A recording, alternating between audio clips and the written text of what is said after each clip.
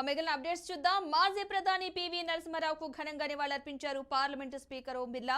ఇవాళ పివి వర్ధంతి సందర్భంగా పార్లమెంటు సెంట్రల్ హాల్లో ఆయన చిత్రపటానికి నివాళులర్పించారు. స్పీకర్ తో పాటు పలువురు కేంద్ర మంత్రులు, ఎంపీలు పివికి నివాళులర్పించారు. ఈ సందర్భంగా పివి సేవలు కొనియాడారు స్పీకర్ ఓం బిర్లా.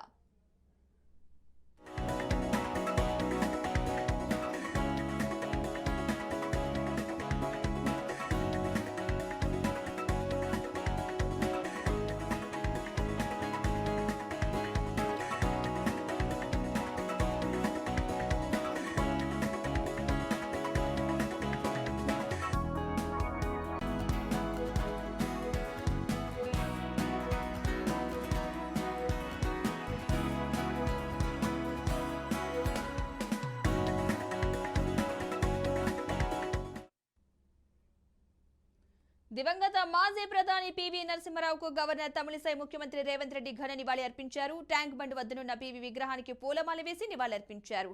దేశ కీర్తిని ప్రపంచానికి చాటిన గొప్ప మేధావి పివి అని కొనియాడారు. పరిపాలనలో సమూల మార్పులు తెచ్చి ఆదర్శంగా నిలిచిన వ్యక్తి పివి అని అన్నారు. దేశ ఆర్థిక వ్యవస్థ ప్రశ్నార్థకంగా మారినప్పుడు సాహసోపిత నిర్ణయాలు తీసుకున్నారని అన్నారు.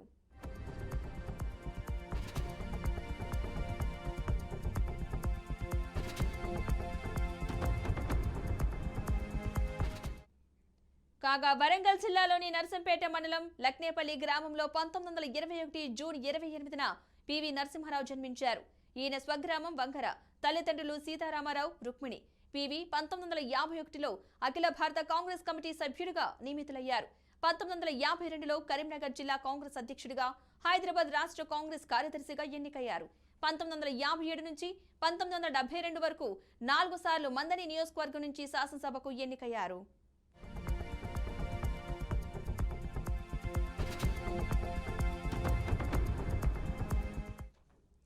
1967లో బ్రహ్మానందరెడ్డి మంత్రివర్గంలో వైద్య, ఆరోగ్య, విద్య, దేవాదాయ శాఖలు నిర్వహించారు. 1971 సెప్టెంబర్లో ముఖ్యమంత్రిగా పనిచేశారు. 1973-75 మధ్య కాలంలో అఖిల భారత కాంగ్రెస్ కమిటీ ప్రధాన కార్యదర్శిగా కొనసాగారు. 1977లో హన్మకొండ లోక్సభకు ఎన్నికై ఇందిరాగాంధీ మంత్రివర్గంలో హోం, విదేశాంగ శాఖల మంత్రిగా కొనసాగారు. ఆ తర్వాత రాజీవ్ గాంధీ మంత్రివర్గంలో హోంశాఖ, మానవ వనరుల శాఖ మంత్రిగా పనిచేశారు. 1991లో దేశ అత్యున్నత ప్రధాని పీఠాన్ని అధిష్ఠించారు. ప్రధానమంత్రిగా ఆర్థిక సంస్కరణలు అమలు చేసి దేశాన్ని ప్రగతి బాట పట్టించారు.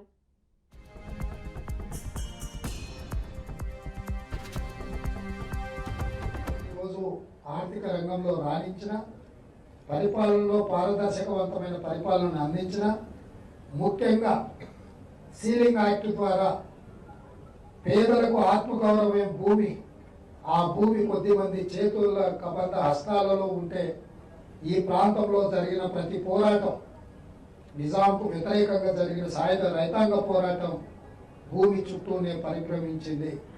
ఆ తర్వాత జరిగిన నక్సల్బరీ పోరాటాలు కూడా ఈ భూమి చుట్టూతోనే పరిభ్రమించినాయి. భూమి పేదవాడికి అందుబాటులోకి తీసుకొచ్చింది. పేదవాడి ఆత్మగౌరవమైన భూమిని భూ పంపకాల ద్వారా వాళ్ళకి చేర్చినప్పుడే ఈ యొక్క పోరాటాలకు ఒక నిబద్ధత ఉంటుంది అని చెప్పి ఈ అగ్రికల్చర్ ల్యాండ్ సీలింగ్ యాక్ట్ తీసుకొచ్చి వీటన్నిటిని కూడా భూసేకరణ చేసి పేదలకు భూములు పంచడానికి పివి